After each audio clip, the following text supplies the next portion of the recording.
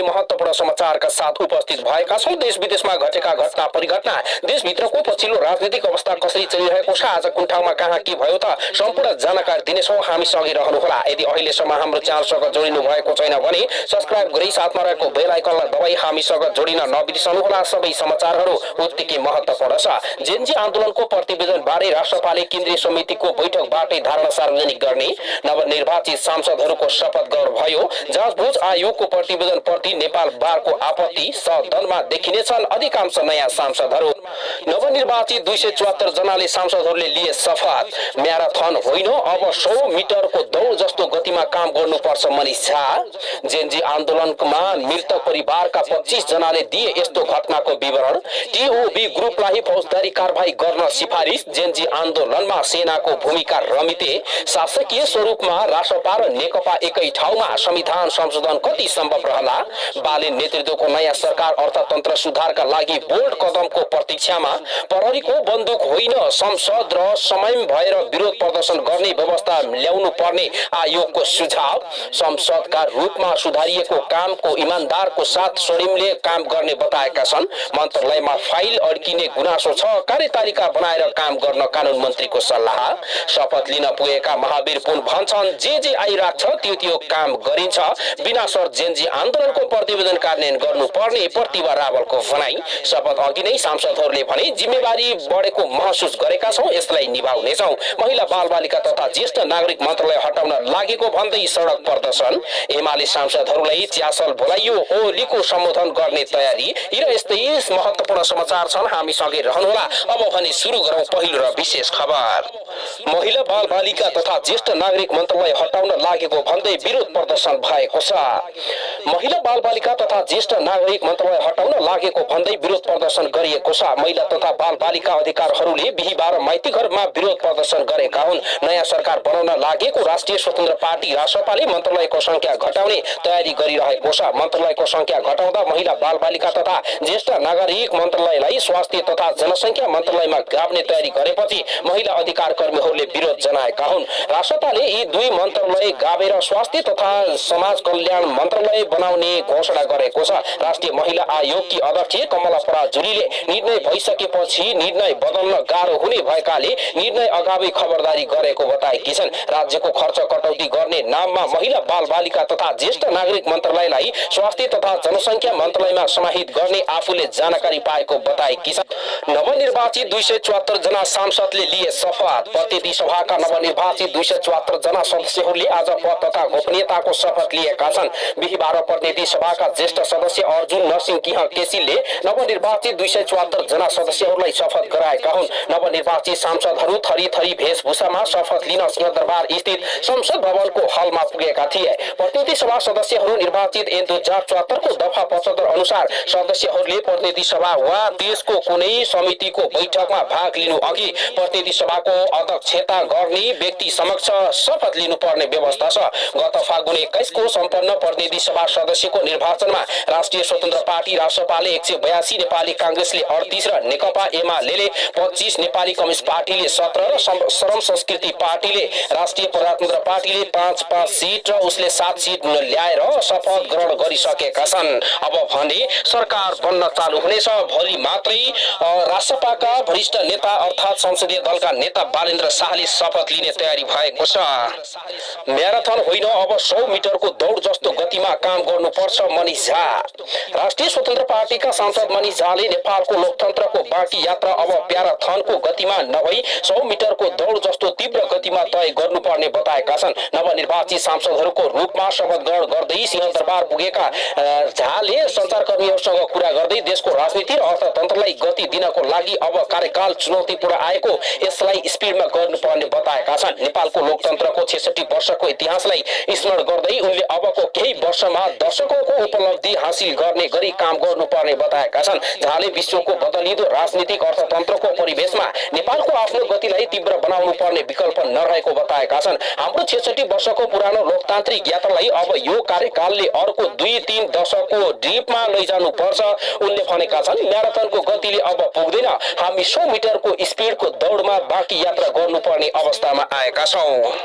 Gen Z आन्दोलनको प्रतिवेदन बारे राष्ट्रपाले केन्द्रीय समितिको बैठकबाट धारणा सार्वजनिक गर्ने भएको छ। राष्ट्रिय स्वतन्त्र पार्टीले भदौमा भएको जेनजी आन्दोलनको प्रतिवेदन बारे आज बस्ने केन्द्रीय समिति बैठकले धारणा बनाउने बताएको छ। राष्ट्रपा सांसद एवं पार्टीकी सहप्रवक्ता प्रतिभा रावलले प्रतिवेदनका विषयमा केन्द्रीय समितिले धारणा बनाउने बताएकी हुन्। जेनजी प्रतिवेदन सहित धेरै विषयमा मिडियाका प्रश्न छन्। हाम्रो केन्द्रीय समितिको बैठकमा आज होइन नत्र भोलिसम्म बस्दैछ।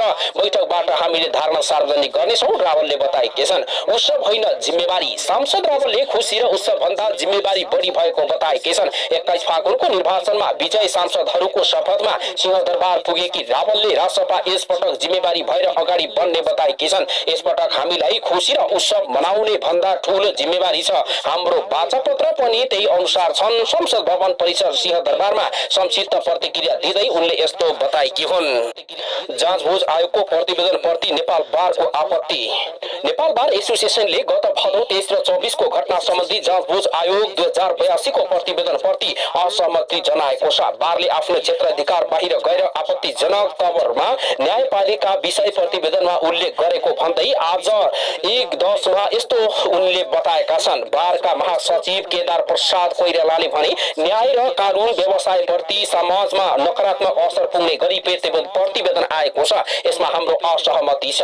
यसबारे कानून व्यवसाय बीच गम्भीर छलफल हुनेछ।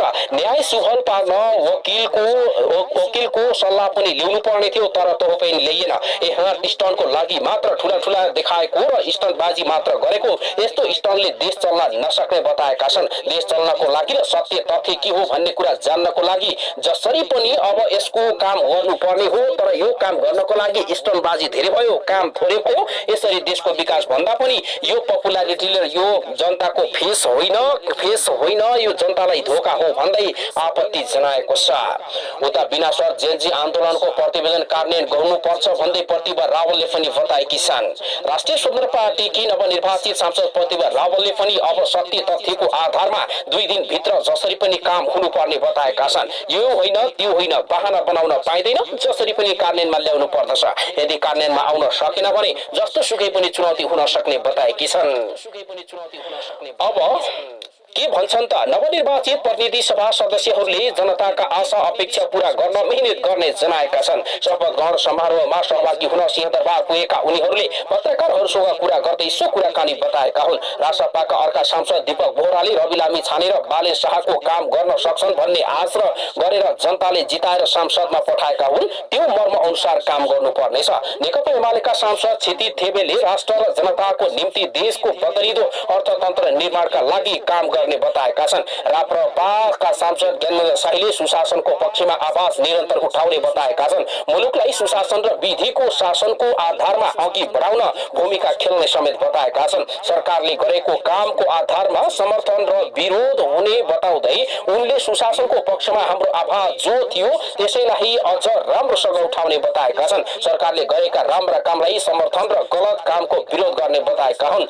राष्ट्रपा सांसद केपी खनालले पनि जवाबदेहिता, पारदर्शिता र इमानदारिताले जनताका सपना पूरा गर्ने र गर्नुपर्ने भन्दै सोही अनुसार काम गर्नको लागि सबैलाई आह्वान गर्दै आफूले पनि गर्ने बताएका छन्। सांसद सागर ढकालले देखिने गरी र जनताले अनुभूति गर्ने गरी काम गर्नुपर्ने बताएका छन्। राष्ट्रपाका समानुपातिक सांसद बनेकी रञ्जिता श्रेष्ठले पनि नेपाली खेलाडीको हक, अधिकार र सुविधाका लागि काम गर्ने बताएकी छन्। राष्ट्रपाकी अर्की सांसद निशा डागीले पनि अझ बढी जिम्मेवारी बढेको महसुस भएको बताएकी छन्। सांसद श्रद्धा कुँवरले काम गरेर देखाउने बताएकी छन्। अर्का सांसद सत्युतम लामिछानेले पनि उत्पादन बढाएर अधिकतम आय आर्जन गरेर वातावरण अनुकूलको काम गरेर देशलाई विकासतर्फ लैजानु पर्ने बताएका छन्। यति बेला भाषण त सबैले राम्रै दिएका छन्, तर यसको विषयमा पनि अब कसरी हुन्छ काम भनेर देखाउनको लागि भोलि सरकारमा गएपछि फेरि उनीहरूलाई झन् ठूलो चुनौती हुनेछ।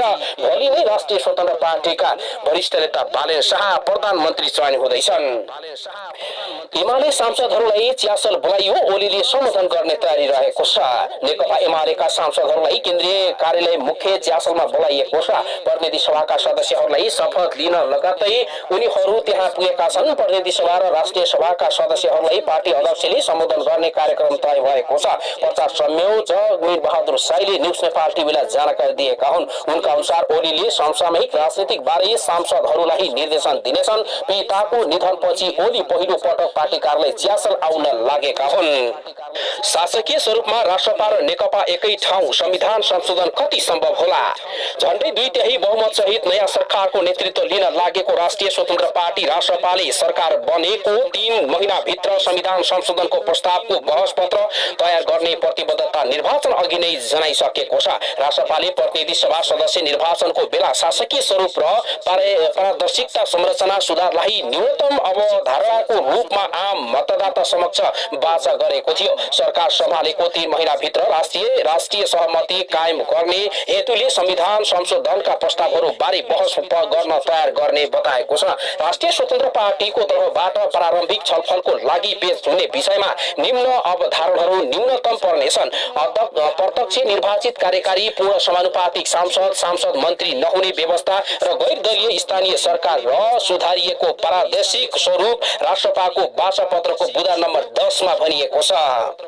फागुन 21 मा सम्पन्न निर्वाचन 182 सीट सहित ऐतिहासिक कीर्तिमान बनाएको राष्ट्रपाले वाचा पत्र अनुसार विपक्षी दलहरूलाई विश्वासमा लिएर संविधान संशोधन गर्नुपर्ने अभिभार लिनुपर्नेछ।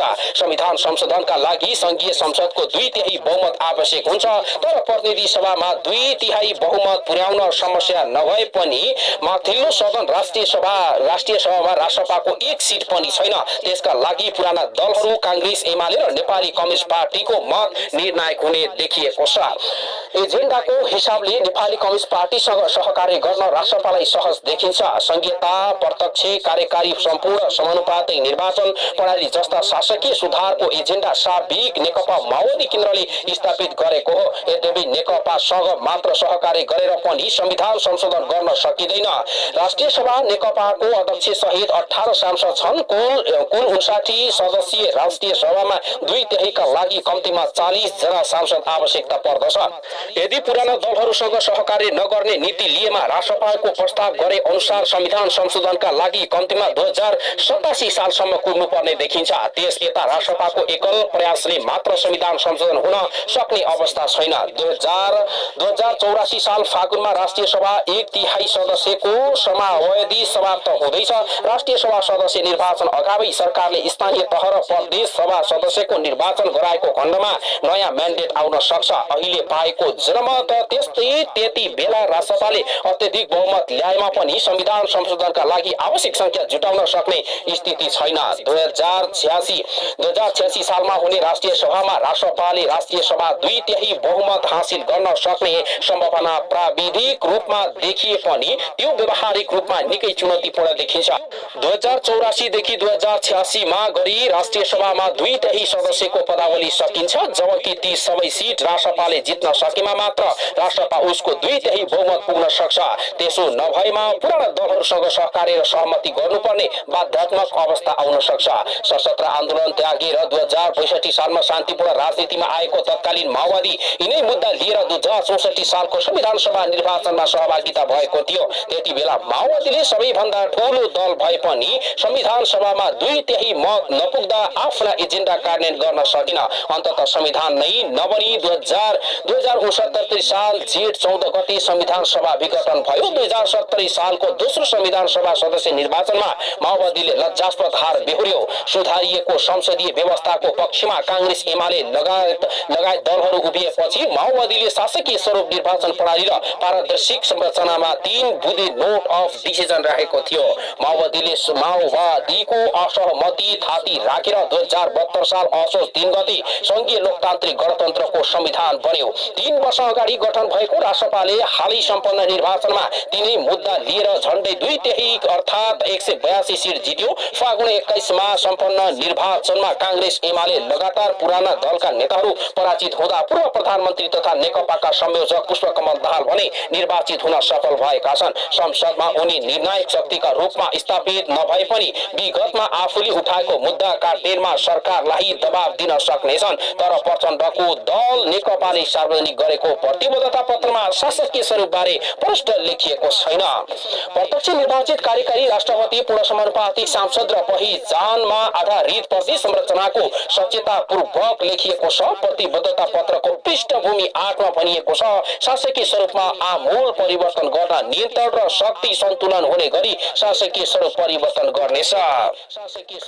ओली लेखक र खापुङमाथि ज्यान मुद्दामै अनुसन्धान हुनुपर्ने देखिन्छ। जेनजी आन्दोलनमा भएको दमनबारे जाँचबुझ गठित आयोगले तत्कालीन प्रधानमन्त्री केपी शर्मा ओली, गृहमन्त्री रमेश लेखक लगायत अरू 4 उच्च पदस्थ अधिकारी माथि ज्यान मुद्दामा अनुसन्धान अघि बढाउन सिफारिस गरेको छ।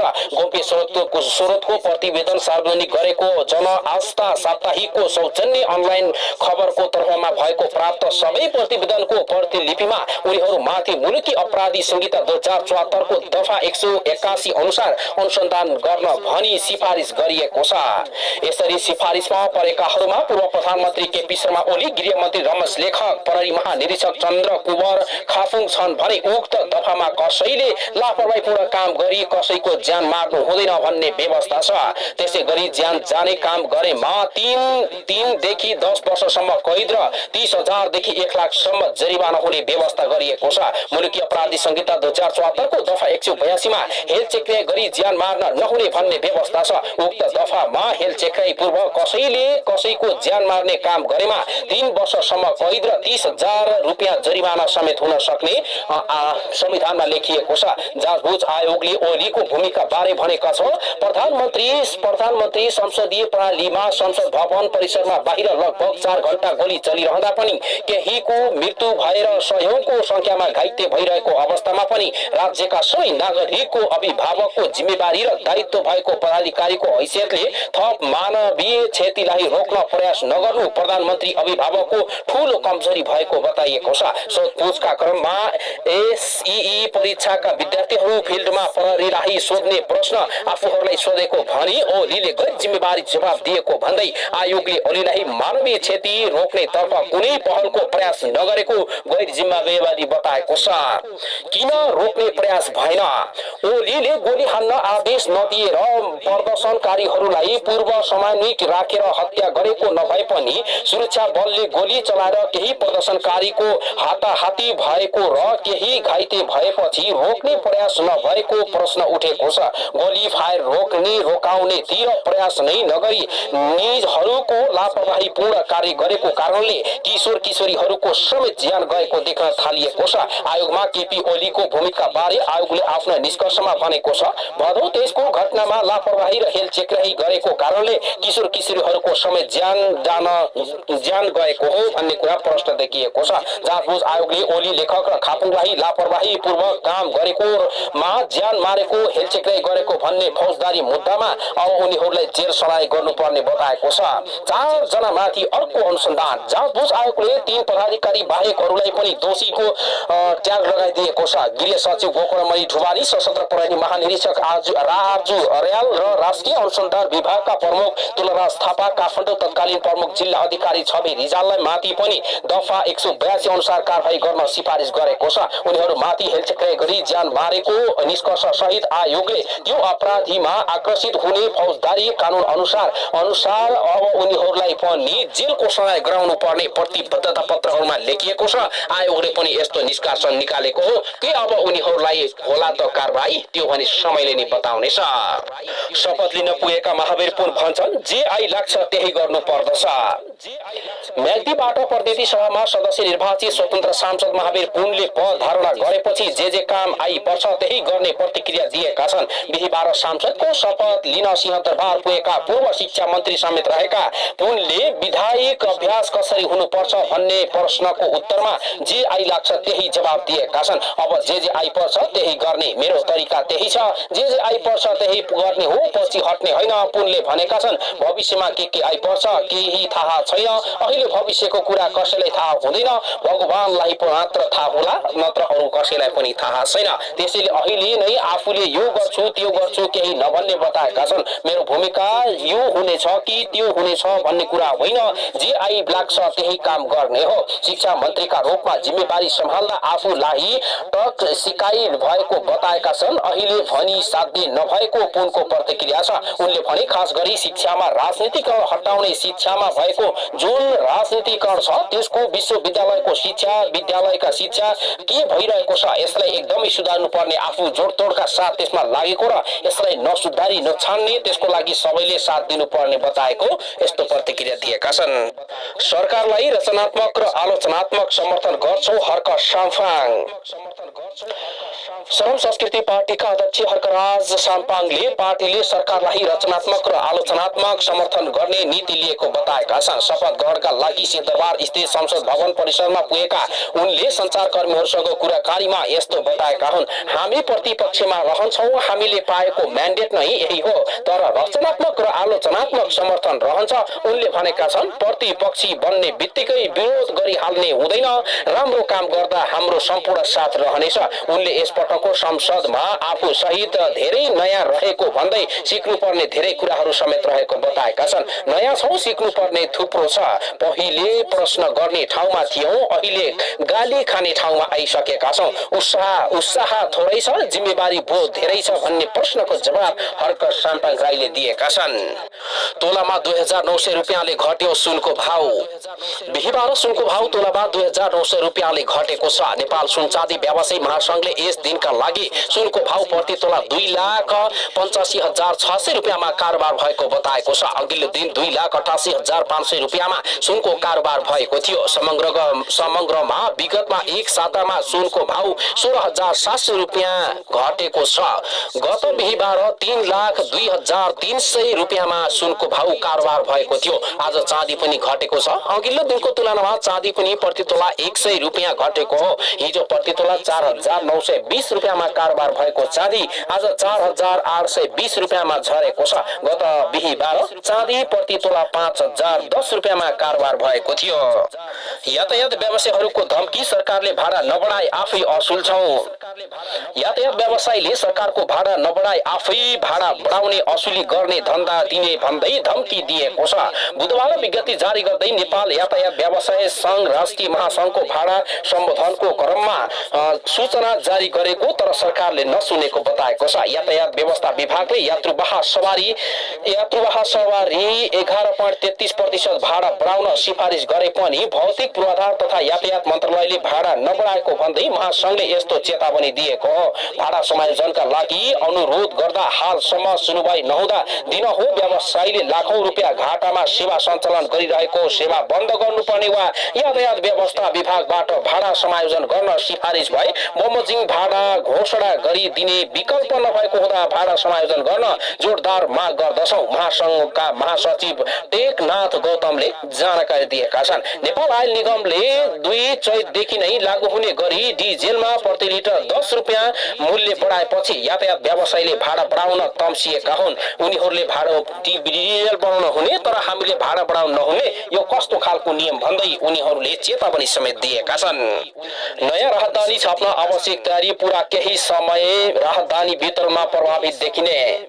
परराष्ट्र मन्त्रालयले मातहतको राहदानी विभागले नयाँ कम्पनीहरूबाट राहदानी छाप्ने कामको आवश्यक तयारी अन्तिम चरणमा पुगेको जानकारी दिएको छ। सकेसम्म जेठको पहिलो साता नभए जेठ महिना भित्रै नयाँ कम्पनीले छापेको राहदानी प्रयोगमा आइसक्ने जानकारी विभागले दिएको छ। त्यो बेला केही समय राहदानी विवरण प्रणाली प्रभावित हुने बताइएको छ। राहदानी खरिदका लागि नयाँ आपूर्तिकर्तासँग सम्झौता गरी नयाँ प्रणाली मार्फत राहदानी जारी गर्न राहदानी प्रणाली, राहदानी पुस्तिका लगायतको आवश्यक तयारी गरिसकेको विभागले जानकारी दिएको छ। अबको 1-2 हप्ता भित्र हालको प्रणालीमा बदली हुने बताएको छ। उक्त अन्तरिम आवश्यकता र प्रणालीलाई बदल्नको लागि 1 हप्ता टाइम लिएको बताएको छ। विभागका निर्देशक एवं प्रवक्ता सोमनाथ थापाले नयाँ कम्पनीको राहदानी आउन थालेपछि नयाँ समस्या हुन सक्ने बताएका छन्। समस्या हुन्छ भन्ने त छैन, तर भयो भने त्यसको लागि के गर्ने भनेर आफूहरूले यस्तो काम गरेको बताएका छन्। संसदको ढोका ढोकाउँदै सिंहदरबार छिरे नयाँ सांसदहरू। अब सबैले ढोगेको ढोक कहाँसम्म परिणाम होला? त्यो भने गल्ती गरे आफूले गरेको गल्ती आफै भोग। नवनिर्वाचित प्रतिनिधि सभा सदस्यहरूले बिहिबार पद तथा गोपनीयताको शपथ लिएका छन्। सिंहदरबार स्थित नयाँ भवनमा शपथ कार्यक्रममा सहभागी हुन पुगेका कतिपय सांसदहरूले भवनको ढोकामा पुगेर ढोगेर मात्रै भित्र पसेका थिए। सांसदहरू जगदीश खरेल, दीपक शाह लगायतले ढोगेर मात्र भवन प्रवेश गरेका थिए। उनीहरूलाई प्रतिनिधि सभाका सबैभन्दा पाका जेठा सदस्य अर्जुन नरसिंह केसीले शपथ गराएका छन्। अबको संसदको यात्रा भनेको राष्ट्रिय स्वतन्त्र पार्टीको हो। राष्ट्रिय स्वतन्त्र पार्टीले कस्तो काम गरेर देखाउँछ देखाउँदैन के हुन्छ त्यो भने आउँदा दिनहरूले नै बताउनेछन्। प्रतिनिधि सभा सदस्यमा आज पद तथा गोपनीयताको शपथ लिने क्रममा गत फागुन 21 भएको चुनाव सम्पन्नपछि निर्वाचित अधिकांश सांसदहरू नयाँ अनुहार छन्। सीमित दल मात्रै छन् र धेरै दलहरू पनि छैनन्। अब यिनीहरूले देश चलाउने छन्।